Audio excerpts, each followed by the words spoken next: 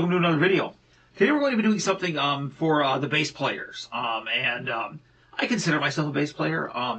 I've told the story before, but briefly, I was in a cover band, and we had to get rid of our bass player, and I just switched over to bass so we could keep playing shows, and I was the bass player in that band for 4 years, so after 4 years of playing, pretty much almost every weekend, I got to, consider myself a bass player. But anyway, that is beside the point. This is for a different video. You can't know what that is right now. This is why we're here. This is a pedal for the bass. It is, well, more specifically, it's a distortion pedal for the bass. And it is by Caline. I've definitely done some videos about some of their pedals before, but you know what? I saw that they had a bass distortion or overdrive, and I thought, you know what? I gotta give that a try. All right, what do we got here? We got some styrofoam, and oh, cool.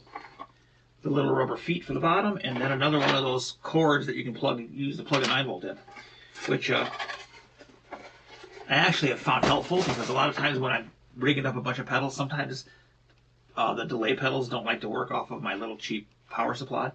And so I have that. Okay, so, oh yeah, here's a pedal.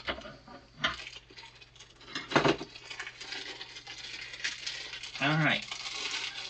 And we've got a lot of knobs and stuff to talk about.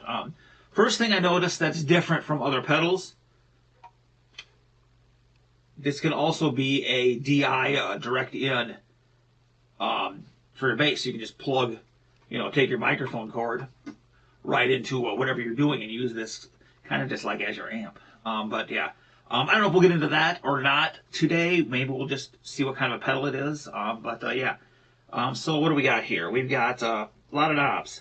We've got a drive knob, and then a high and low knob, and then we've got harmonics, mix, and volume. And yeah, so yeah, it says wine. So this is the Caline wine cellar. Maybe I should have said that earlier. You read the thumbnail. You know what it is. It says it's a driver and a DI for bass. So that is very cool. I can't wait to I can't wait to just plug this thing in and see what kind of sounds we get out of it. Because yeah, there's lots of well, why don't I just plug the damn thing in? All right, got it all plugged in. I'm running the output to my little PV practice amp, and just because I want to be able to hear it really well. And I got the line out, XLR going into the computer. That's what you'll be hearing. And yeah, here's my clean sound.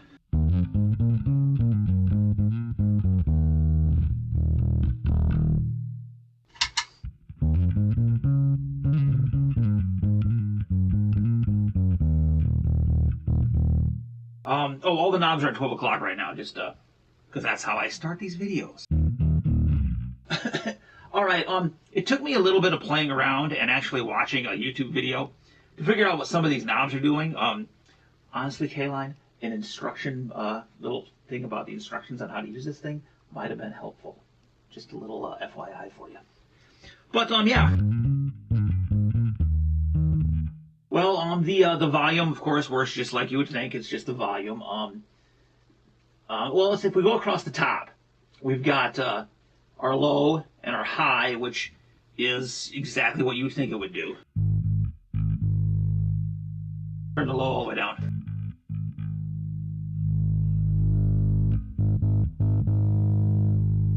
I'll put this in with the high. High's all the way up.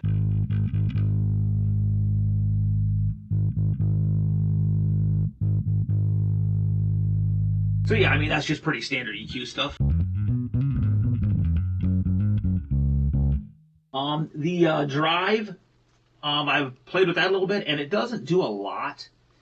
First of all, the mix knob is, the middle knob on the bottom is how much of the drive and your clean signal get mixed together, which is cool. Because you can have just a little, anyway.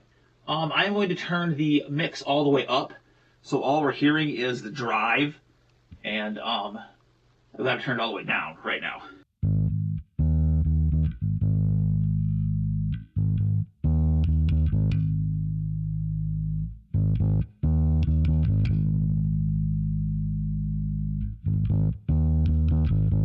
That's back to the middle. Then we're starting to get a little bit. That's like between 1 and 2 o'clock.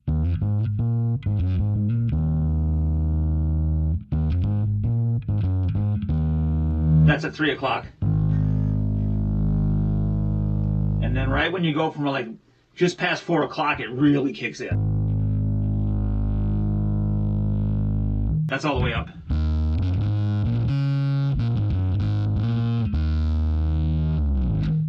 So then, if we leave it up that dirty and I turn the mix knob back down, well, first of all, the mix knob's all the way down now. And we're back to clean. I'm going to slowly bring the mix knob back in. Right there at 9 o'clock, you can already hear the dirt. That's back to the middle.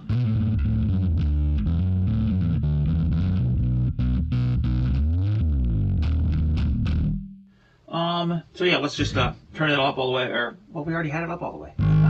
So yeah, it's just a matter of how much dirt you want mixed in. And yeah, that dirt knob to me was just kind of, didn't really start hearing it until you got, like I say, around, you know, well, that's 12 o'clock.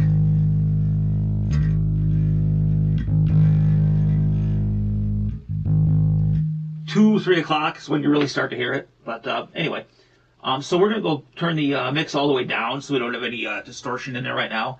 And we're going to play the harmonics knob, which is at 12 o'clock right now. I'm going to turn it down. It's down all the way.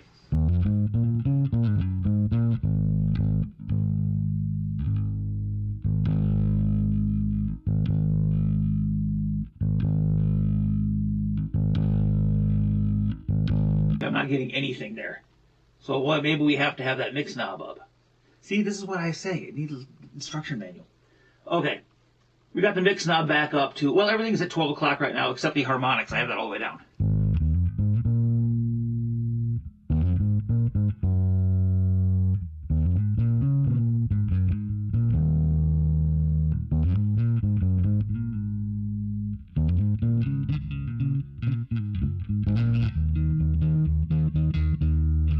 Definitely noticed it there. So let's crank the drive and play with that harmonics knob. It's all the way up right now.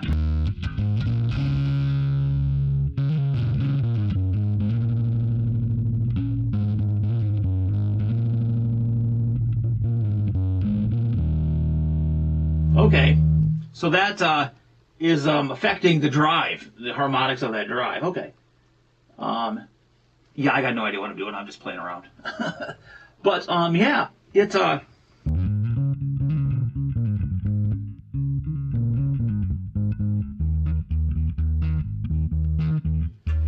I get everything back at 12 o'clock again, and yeah, it's just something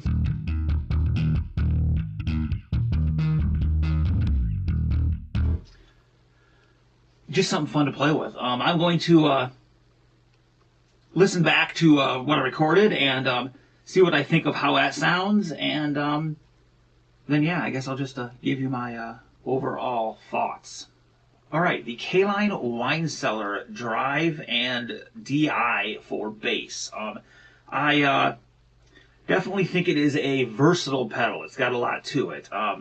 The fact that you can run 2 outputs at the same time. You know, I ran the XLR into the computer. I was running the line out, or the regular out, into the amp, and you know, that is definitely a cool option. I like that it's got a drive in it that you can control how much with that mix knob, how much of your undirty signal, clean signal, undirty. Did I really just say undirty?